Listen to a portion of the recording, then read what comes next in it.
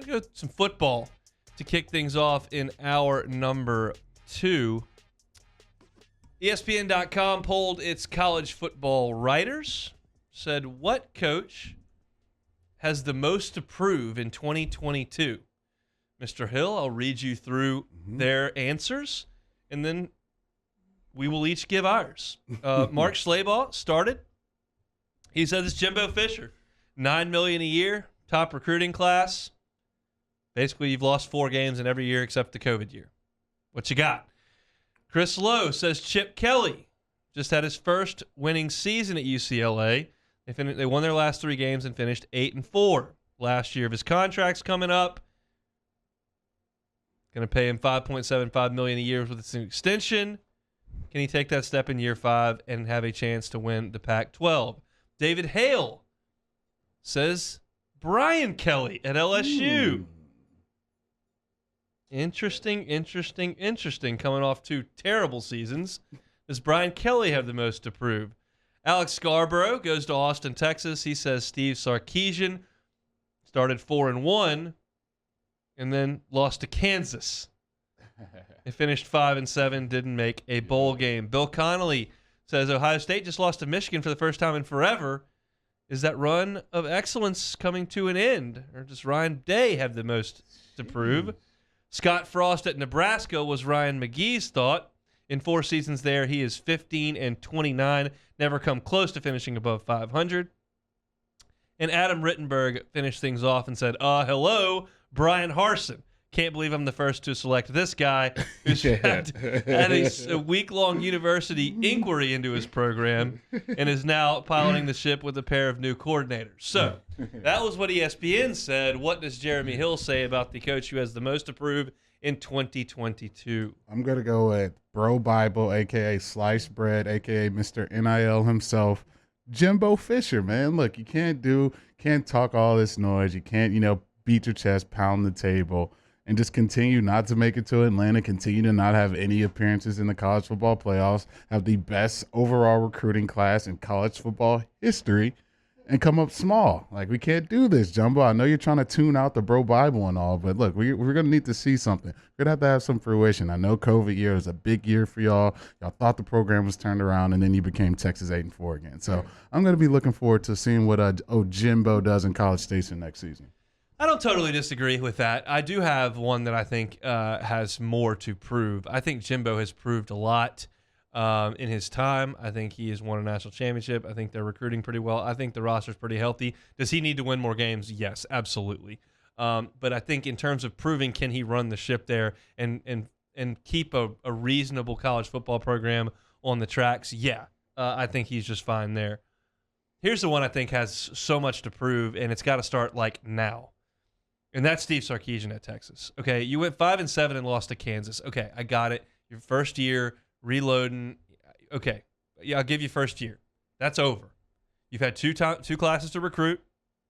You're in a conference that stinks. It stinks. Oklahoma's coach just left, and their quarterback left with him. Okay, they have Brent Venables running the show there. Is anybody scared of TCU with a new coach? Texas Tech, terrible. Kansas State. I mean, yeah. You need to take control and at least be right. You better be in the conference championship game next year. I don't want to hear about Oklahoma State. Okay, Yeah. Sorry. Like, it's Texas, and if you're going to be a good coach and you're going to get this thing moving, you need to go 10-2 at worst next year. And if you don't, I'm going to start looking at who we losing to? We're losing to Arkansas out of conference. We're losing to Oklahoma State. We can't hang with TCU. There are so many reasons to win at Texas, and one of them now is even more glaring because Oklahoma has got to see if it can keep it on the tracks with Brent Venables. I'm looking dead at Austin. If you turn around and go 7-5, big problems. Yeah, I could see that, but I think my counter to that would be Texas has been out of the national spotlight as a powerhouse in this country in over a decade. So the expectations are just a little tad bit different. Of course, the amount of money that's getting pumped in that program, the amount of resources that they have, you would think that they would have turned this thing around a long time ago.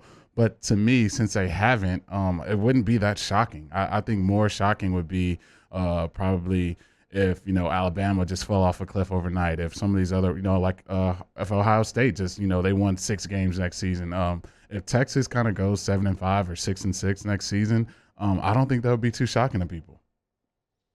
No, it won't at all. But it would be detrimental to the Sarkisian legacy. It's less about Texas. It's more about Sark. I mean, it's like what coach has to get it done. And if in your second year in that league, if you can't get it done, I mean, he's not in the SEC West. Mm-hmm. He's not playing, Auburn's schedule where you got to play A&M, LSU, Alabama, Georgia, and Tennessee or somebody out of the East. Like, the schedule's not that hard. Like, they ought to be really good. And, well, I shouldn't say that. They ought to win a lot of games. And if they don't, it's a huge red flag to me. What do you think about Brian Kelly being on this list? It's just the dynamic of college football, I think, especially down here in LSU. Like I said, you have the recent success. The last, 3 coaches you've had have won national championships. So the blueprint is there. So the expectations are going to follow that. I think right now, year one would be a little too soon for me, especially if you look at the rebuild and just looking at the bowl game. You got, 40 guys out there. You got walk-ons playing. How many other programs can you point to that had their walk-ons starting in college football games? So he has a ton of work cut out for him, especially in year one. So I think David Hell, he expects 10 wins in year one. That's healthy, man. That's a lot of work to get done in year one. I don't think the expectations are going to be that. I think if he can find a way to win 8 games, I know 9's probably my number I'm going to pick. But if he wins 8 games in year one, I think everyone's going to be looking to year 2, and Walker Howard's probably going to be the starter. You've got a full year to recruit your guys in the recruiting class, not what the previous regime recruited. So I think that's a little too much for me for year one, but it's definitely understandable when you look at the last 2 coaches being fired after they won national championships. Okay, let me throw a name that hasn't been mentioned here and see what your take is. Dabo Swinney. I knew you were going there. I knew. How'd you know that? I just knew it because I was about to say it in my head, but I was like, he's going to say Dabo. Yeah, because I mean, you have the they national. Went 10-3. Yeah, They lost to Georgia, double overtime to NC State, lost to Pitt. They went 6-2 in the ACC, won their bowl game, finished 10-3. Yeah, I think last year was a huge disappointment for that program. They had Mr. Dr. Pepper leading the helm, their quarterback, DJ Ugala. I'm not even going to start. Uyangalale. Yeah, sorry about that, DJ. But, yeah, I'll just call you DJ for now. DJU, how about that? We'll go DJU right now. He had DJU leading the team. He was, top on a lot of people's draft boards in the future. And they just came up short. The defense played well, but I think watching their offense all season, it was tough. So if he wins 10 games again this year, I think he's fine. Well, he's fine. But anything less than that, I think you're going to start seeing some people have those Alabama rumors start to fly around a little bit there in old Clemson. Look, I pose that question because it's radio and you kind of throw something off the wall. He's more than fine. They took a step back last year. That happens, and I expect them to be really good again because they recruit really good and the conference stinks. And I think they'll win a lot of games this year, and they'll probably win the league, and they'll probably be in the playoff. If they go 6-6, we'll revisit the discussion. I think you're allowed a drop-off year, and that's certainly what they had. So I don't think there's a lot of pressure on Dabo Swinney, but I thought I would throw it out there to you. As far as the rest of the names on this list, Chip Kelly, there is nothing to prove. He's not going to win there. There's no evidence that he's going to take a step forward and build anything close to what he did at Oregon. When he was at Oregon and they were cooking, they were doing things unlike anybody in college football. They were going faster than anybody. They were running Now everybody does that. Every single team, FCS teams, go as fast as Oregon was going in 2010. And so I just don't believe that he's going to build some sort of perennial championship contending program at UCLA when none of the fans care and they don't recruit all that well because he's not a great recruiter and everyone's doing the same thing that he did that was unique at the time and is no longer that. I don't think there may be pressure on Chip Kelly from the administration if things go south next year, but in terms of proving anything, that nothing's going to be proven there from Chip Kelly. I would agree with that. I think I always point to this, the expectations of your program going into it. And I don't think anyone's expecting UCLA to make a college football playoff appearance next season. It's just not the level or the bar that's been set there. And so for Chip, he has that wiggle room. He has that, if they win 9 games next season, they did something very special for a UCLA football program. And I think a lot of other head coaches across the country those expectations are way different, especially if you're coaching the team in the SEC. So it's just hard to make noise, especially right now. The UCLA-USC rivalry is just a thing of the past. No one cares about it anymore.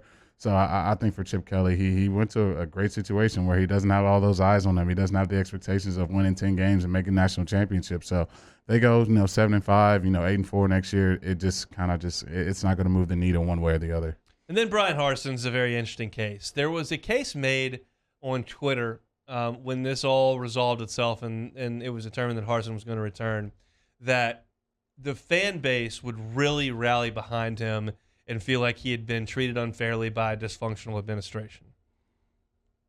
Whatever your thought process may be on how Auburn runs its school and its athletic program, and specifically its football program, let your thoughts run wild. But the fan base may look at this and say, hey, we brought this guy in, we believe in him, we kind of like him, and you guys tried to out him and couldn't find anything, and that's your fault. We love this guy. And he would endear himself to a very, very tight-knit family alumni base and fan base. It's a very tight-knit group, Auburn is. Now he's got his two coordinators that worked with him at Boise State, in Schmedding and Kesau, and maybe everything's fine now. It doesn't feel fine from over here. It feels awful from over here. But maybe he's kind of got the organization in place the way he wants it. They've got to restock the roster shelves somehow or another, with the transfer portal hurting them as bad as they can. I don't like their quarterback situation at all. But it just feels like at Auburn, you're always like 2 losses from the whole thing getting flipped on its head again. And that's why this name does make sense, even though maybe they straightened it out. Yeah, I would agree. I think normally where there's smoke, there's normally tend to be fire following suit pretty soon after that. So I think for Auburn, the eyes are going to be on the Plains, especially this season. They want to see how he pulls himself out of this. His defensive coordinator's taking the pay cut to go coach for someone else. So there's going to be a lot of eyes on Auburn this season. And the expectations are always there. When your last coach was probably not one of the most desirable coaches in the country, and he goes and wins a national championship. And then you have, Malzahn in there who had his chances at Alabama. He's beaten Bama more than most coaches have in recent history. So he's got to have those expectations. I think for Auburn, though, if he comes out next season and it's another, 7-5, 6-6, I don't think he makes it to the 2023 season. No way, Jose. We shall see. It's an interesting place over there on the Plains. They are, as I said, they fiercely loyal to their football program, their school, that fan base, but at times maybe they care too much and they get a little bit dysfunctional. It's fun to watch, though, from the outside. Thanks so much for watching Hunt Hill on YouTube. Now do us a favor. Hit the red subscribe button below and throw us a like. We'll see you next time.